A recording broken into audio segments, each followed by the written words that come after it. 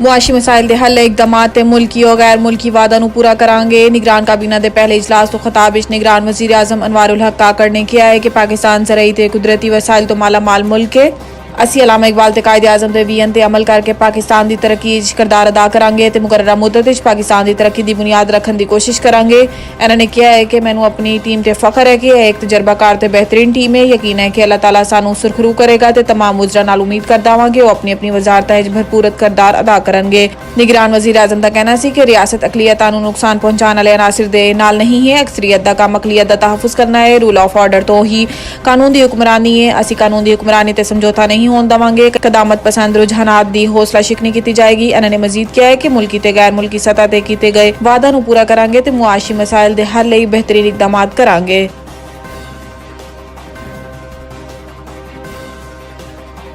नहीं समझदा कि 2023 की कानून साजी तो बगैर नैब तरमीम का जायजा लै सकते हैं। नैब तरमीम के खिलाफ चेयरमैन PTI की दरखास्त 47वें समात चीफ जस्टिस पाकिस्तान की सरबराही च होई। दौरान समात जस्टिस मंसूर अली शाह ने दरखास्त गुजार के वकील मखदूम अली खान को इस्तफसार किया है कि दसो ए बेंच प्रैक्टिस ते प्रोसीजर एक्ट के तहत नैब तरमीम केस की समात जारी रख सकता है। जबकि चीफ जस्टिस ने मखदूम अली खान को हदायत की है कि अगली समात इस नुकते ते तैयारी करके आ जाओ। वकील मखदूम अली खान ने कहा है कि जस्टिस मंसूर अली शाह के नुकते ते मुतफिक हाँ। इस नुकते ते अदालत की मुआवनत तैयारी कर बाद कर सकंगा। अदालत नैब तरमीम के काबिल समात होने की हद तक समात जारी रख सकती है। चीफ जस्टिस ने कहा है कि क्या है कोई इतना मुनफरिद ते खास केस है कि कानून नू नजरअंदाज करके इन्हू सुनिए।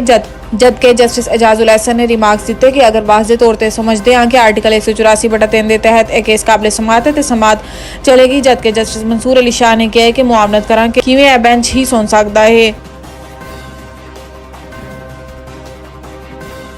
पानामा JIT दा वॉल्यूम 10 जारी करने लई दरखास्त समात लई मुकर्रर। ब्रॉडशीट कंपनी की जानिब तो पानामा JIT दा वॉल्यूम 10 जारी करने की दरखास्त समात चीफ जस्टिस पाकिस्तान उमरताब बंदियाल की सरबराही 2 रुकनी बेंच 22 अगस्त को करेगा। सुप्रीम कोर्ट ने इस हवाले तो अटॉर्नी जनरल समेत दीगर फ्री कैनून नोटिस जारी कर दिते। ब्रॉडशीट कंपनी का मौकफ है कि शरीफ खानदान की गैर मुल्की जायदादां की तलाश नैब की मुआवनत की, लेकिन नैब ने जायदादां की तलाश का मुआवजा अदा नहीं किया। ब्रॉडशीट ने बरतानिया की अदालत नैब के खिलाफ वाजबात के हसूल लई मुकदमा दायर किया सी ते ब्रॉडशीट ने पानामा JIT दा वॉल्यूम 10 फराहम करन दा हुक्म जारी करन दी इस्तदा कीती सी। ब्रॉडशीट कंपनी वॉल्यूम 10 नू बरतानवी अदालत विच बतौर सबूत पेश करना चाहती सी।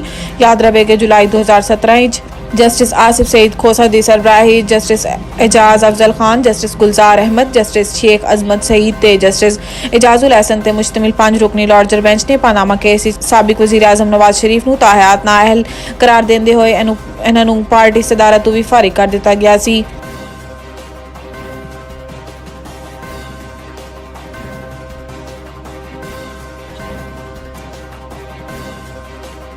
इलेक्शन हर सूरत वक्त होंगे।